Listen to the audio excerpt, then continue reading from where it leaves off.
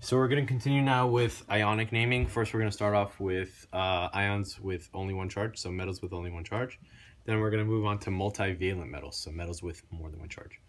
So first step is when you see any type of compound, you have to always determine whether it's ionic or covalent or an acid or a polyatomic ion.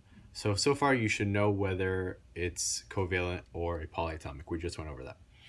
As far as ionic naming goes and knowing whether it's an ion or not, or whether it follows these specific rules, we have to check for a couple of things. We have to check for either a metal and a nonmetal, or a metal and a polyatomic ion. And you should be able to recognize these.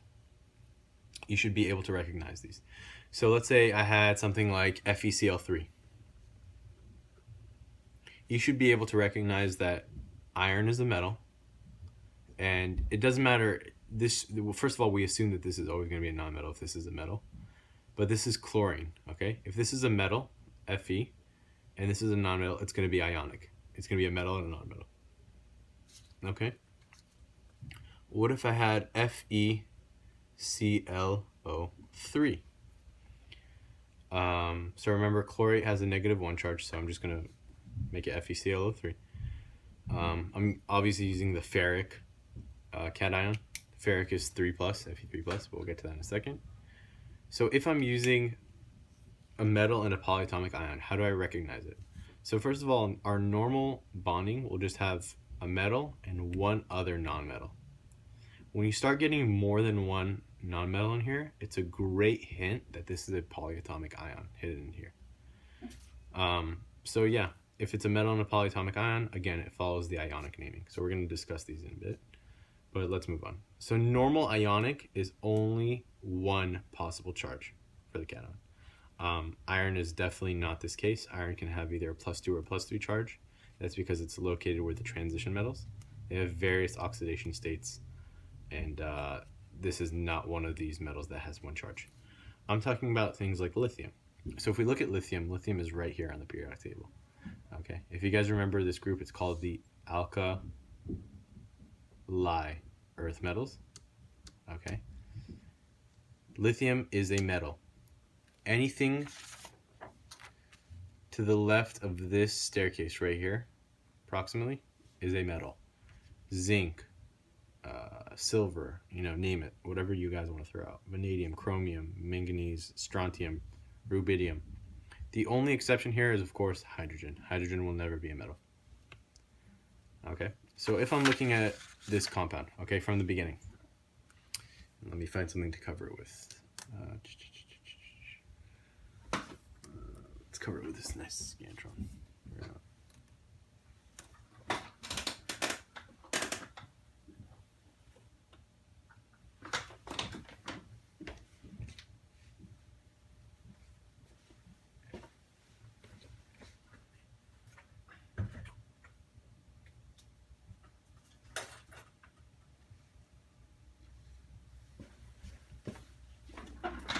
Okay, we're going to use this unknown envelope to cover up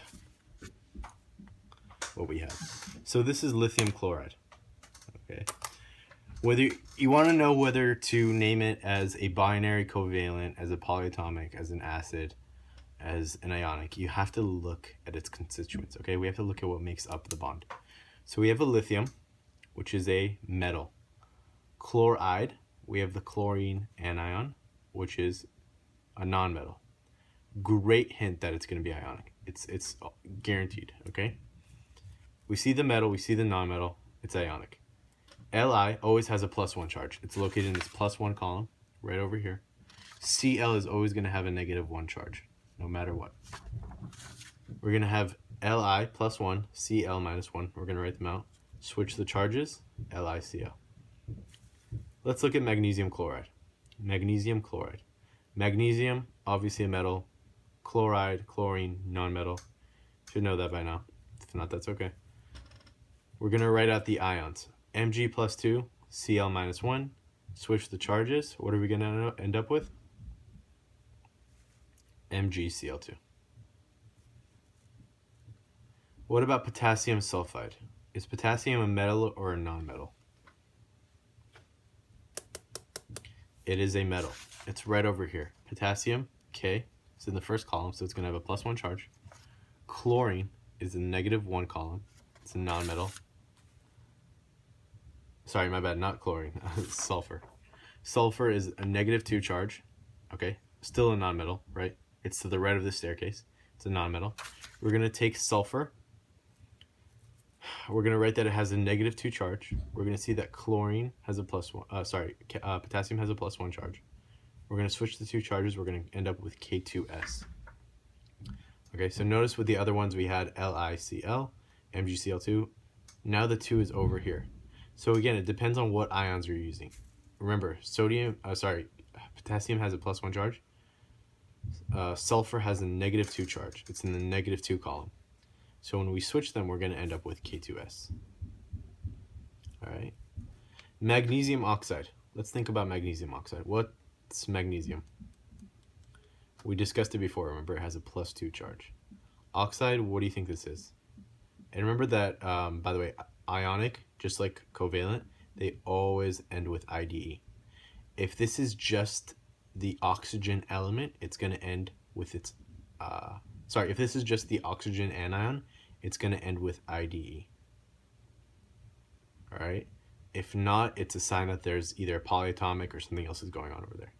But chloride, sulfide, look, it's just sulfur, chlorides. Oxide is not going to be any different. It's just going to be a magnesium ion, magnesium 2+, and an oxide anion. So again, 2- and a 2+. So once we have these down, we're going to cross the charges, as we've always done. We have Mg2O2, but we're going to cancel these out. All right, we're going to try to reduce these, and we're going to end up with MgO. Let's look at calcium phosphide. So again, the IDE is telling us it's just the ion for phosphide, for phosphorus. We see that it's phosphide. Again, it's not going to be phosphate, it's not going to be phosphite, nothing else. It's IDE. It's going to be the element phosphorus. We're going to use its ion. So we have calcium, which is a 2+, and phosphorus, which is a 3-. Ca2+, P3-. Switch the 2, and you come up with Ca3P2. That is calcium phosphide. All right. What would it look like if I had, for example, let's write some space over here, calcium phosphate? That would look a little bit different. Notice the ATE over there, that completely changes everything. So if I have a Ca2+ over here, and I have a phosphate, which is a PO4 3-, and again, the ATE, or if this was an ITE, would give us a great indication that this is a polyatomic ion. So remember, phosphate. It's going to tell specifically. Calcium phosphate. Ca2+, PO4 3-, switch the charges. Ca3, PO4, parentheses, because we have more than 1, 2. Hopefully you guys can see it. Ca3, PO4, parentheses 2. Right. Strontium chloride. Strontium, where's strontium located? Right over here in the second column. So it's going to have a +2 charge. Let's use it like this. It's going to have a +2 charge. Okay. And chlorine is going to have a -1 charge. So if we're just looking at it like this, okay, strontium chloride. Now I'm going to ask you for the name. It's very, very simple. It's not like binary covalent where you have to write out the specific, mono, di, tri, all that. All you need to write is what you see. You see a and again, because strontium only has 1 charge. So if it had more than 1 charge, which we'll get to in the next video, you'll see that there's a difference. But if it's just SrCl2, all you need to do is say, okay, this is a strontium, this is a chlorine, it's elemental chlorine. But again, it's at the end, and it's a nonmetal. We're going to switch it to ide. Strontium chloride. No strontium dichloride, no anything else. It's strontium and chloride. Very, very simple for ionics with 1 charge.